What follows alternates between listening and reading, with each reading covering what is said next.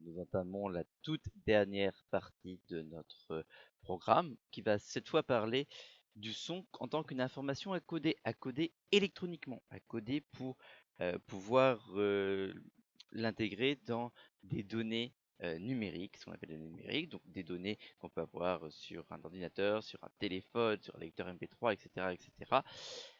Bref, des données électroniques.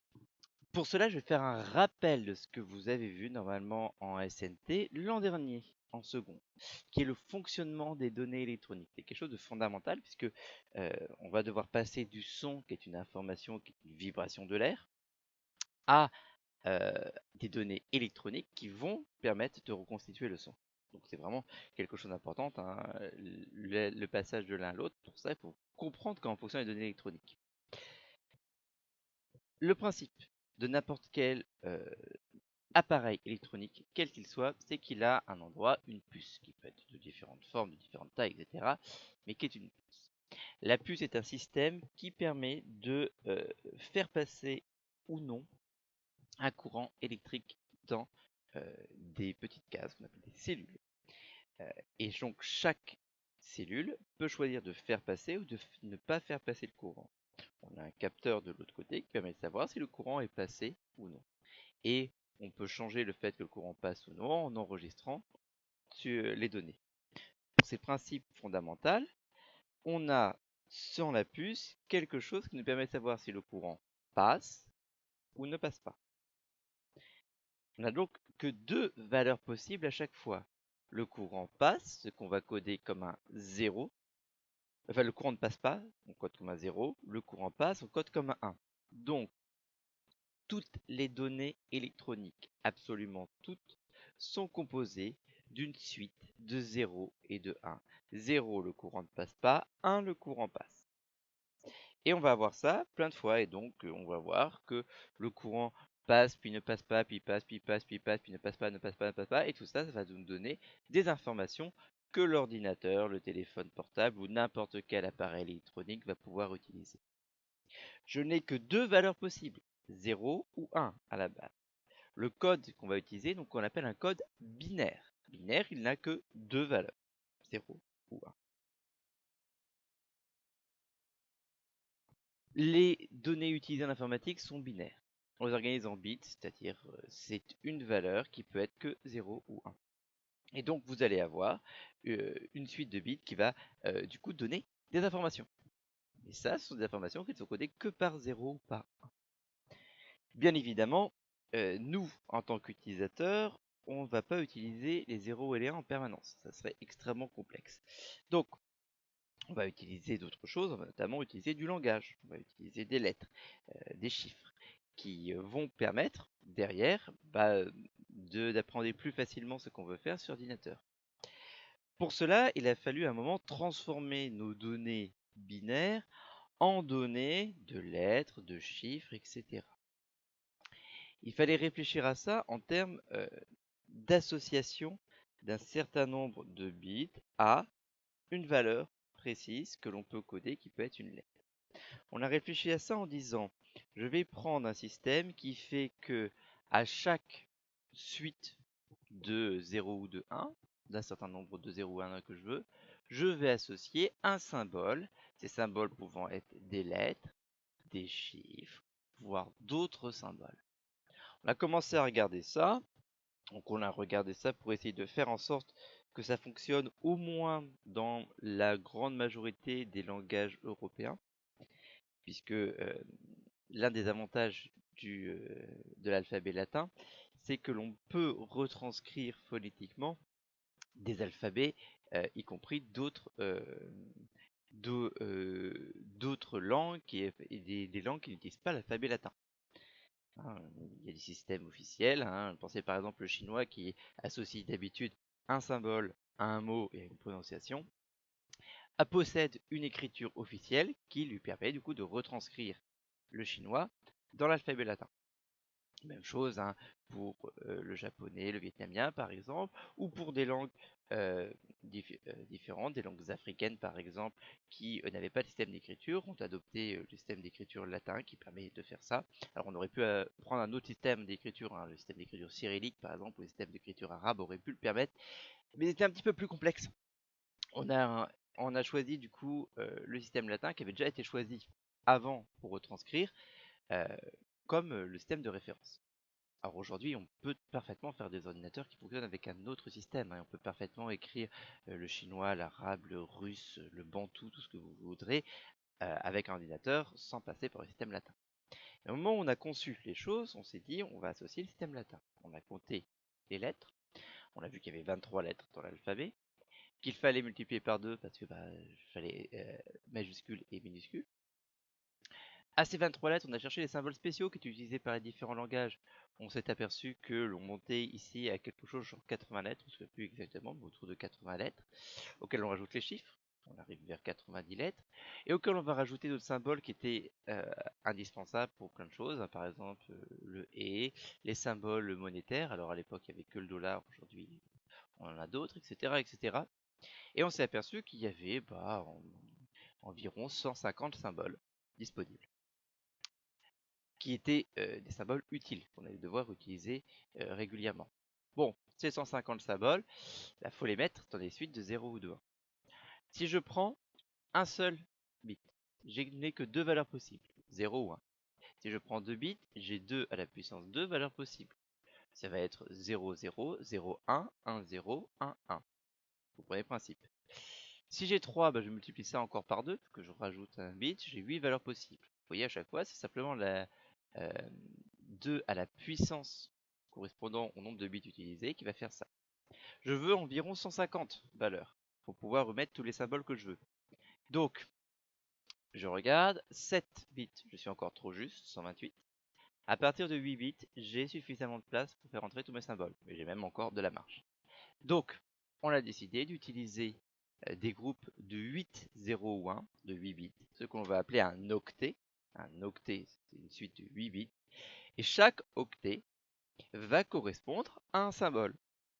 Donc, un octet correspondra au 0, un octet correspondra au 1, etc. etc., etc. J'ai 256 valeurs possibles, donc je vais avoir 256 symboles utilisés dans mon ordinateur.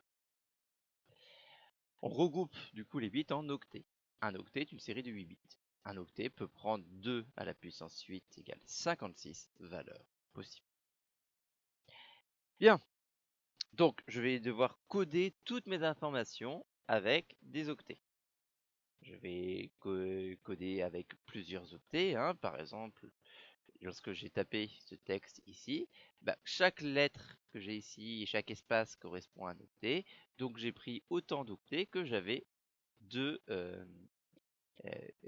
symboles sur ma liste pour coder ça. Alors vous savez hein, que les capacités d'enregistrement se mesurent en octets. Elles sont en général on les mesure en kilo-octets, donc c'est-à-dire 1000 octets, mégaoctets, 1 million d'octets, gigaoctets, 1 milliard d'octets, téraoctets, 1000 milliards d'octets, etc.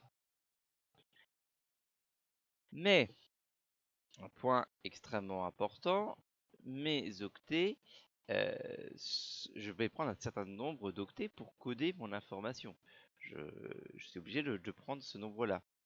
Je vais donc être obligé de faire passer quelque chose qui pouvait être une valeur continue, c'est-à-dire quelque chose qui varie et je peux toujours aller plus précisément dans un point, à des valeurs discontinues, des valeurs discrètes. On a déjà parlé des valeurs discrètes dans une précédente vidéo. Ici, par exemple, si j'ai une fonction qui fait cela, vous voyez, je vais être obligé à un moment de passer directement de cet état-là à cet état-là. Je n'ai pas le détail de ce qui se passe ici.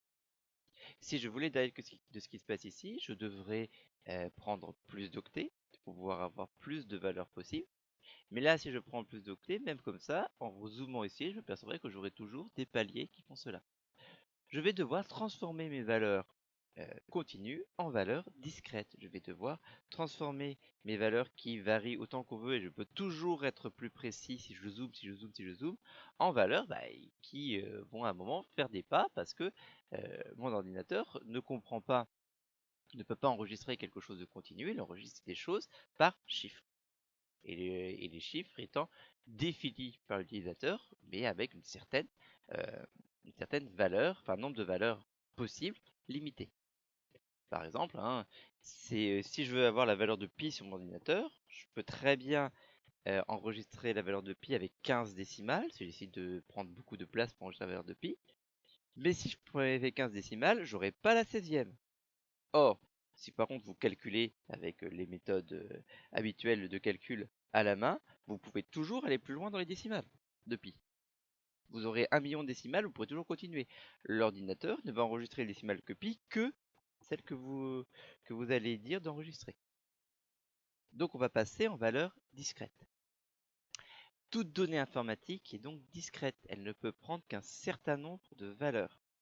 Ça va être extrêmement important pour le son. Le son, je l'ai dit, c'est une vibration de l'air, c'est une vibration qui est continue, qui change de manière continue. Or, on ne peut pas prendre de données continues sur l'ordinateur, on va prendre des données discrètes.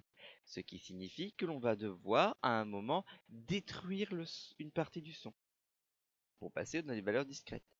Si je fais ça relativement bien, je vais détruire des parties du son que mon oreille n'entend pas, et je vais avoir la même qualité sonore que si je prends le son naturel.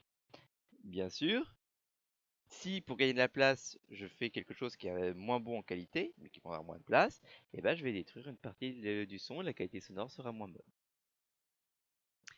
Autre point important, je vous l'ai dit, toutes ces données-là vont être enregistrées sur des supports physiques, c'est-à-dire sur une partie physique que l'on peut toucher qui va garder l'information, qui va garder ma suite de 0 et de 1. Alors, il y a différents supports, hein, des disques durs que vous avez dans la plupart des ordinateurs, des mémoires dans les téléphones portables qui fonctionnent de la même manière que les disques durs, qui sont plus petites. Alors, on peut soit avoir ici des mémoires sous forme de puce, qui est ici une carte, ici c'est une carte XSD. Vous pouvez avoir d'autres systèmes à l'intérieur. Hein. Vous avez une carte mémoire un peu différente à l'intérieur d'un téléphone, en plus celle-là. Et vous aviez des systèmes qui sont plus trop utilisés aujourd'hui, la clé USB par exemple, le DVD. Alors, la clé USB, ça continue à être un peu encore utilisé, même si ça l'est de moins en moins. Le DVD, c'est très peu utilisé de nos jours. Il y en avait d'autres autrefois, hein, mais à chaque fois, c'est toujours le même principe. C'est quelque chose qui va enregistrer notre série de 0 et de 1. Le point important, c'est que j'ai une capacité limitée. Par exemple, j'ai un disque dur ici qui fait 1 téraoctet. Il peut enregistrer 1000 milliards d'octets. C'est beaucoup. Mais si j'ai des données qui font 2 milliards d'octets, je ne pourrai pas les enregistrer sur ce disque dur-là. Donc, je vais avoir un problème de place disponible à l'enregistrement. Ce qui fait que lorsque je vais enregistrer un son, n'importe quelle donnée, hein, mais un son en particulier, je vais devoir non seulement me poser la question de quelle est la qualité sonore que je veux, mais également quelle est la capacité de mon support. Et il est évident, par exemple, que je pourrais faire des sons absolument fabuleux si je mettais énormément de données, mais il est hors de question de faire 1 téraoctet de données juste pour une chanson. Et que lorsqu'on va mettre une chanson, par exemple, sur un téléphone, il va falloir penser que peut-être la qualité ne sera pas optimale, mais on pourra mettre beaucoup de musique sur un téléphone. Alors, lorsque vous accédez à de la musique directement sur Internet, que ce soit sur un cloud, sur un système de streaming ou sur un autre système, peu importe, ces données sont quand même enregistrées physiquement. Elles sont enregistrées physiquement dans ce qu'on appelle les serveurs de données. Serveurs, il y en a plusieurs types, mais ce sont des serveurs de données. Et donc, c'est le même principe. C'est juste que c'est pas vous qui gérez ça, c'est une entreprise qui va gérer ça. Mais on a quand même le problème du stockage des données qui vient de la même manière. Le stockage des octets est réalisé sur un support physique. Chaque support physique est limité en taille de stockage. Voilà, Ça va être tout pour notre cours d'aujourd'hui. Le cours d'aujourd'hui, ce sont des rappels de ce que vous avez vu en SNT. Ce sont des rappels que vous utilisez régulièrement dans la vie de tous les jours. Donc, c'est pas quelque chose qui va radicalement changer votre manière de voir le monde. Mais c'est extrêmement important de comprendre cela pour comprendre ce qui va se passer dans la suite, pour comprendre ce que l'on va faire pour stocker la musique. On verra ça dans 2 semaines, puisque la semaine prochaine, je vous rappelle, vous venez en classe pour passer votre un DS qui sera le dernier DS de l'année. Je vous souhaite une bonne semaine et je vous dis à la semaine prochaine.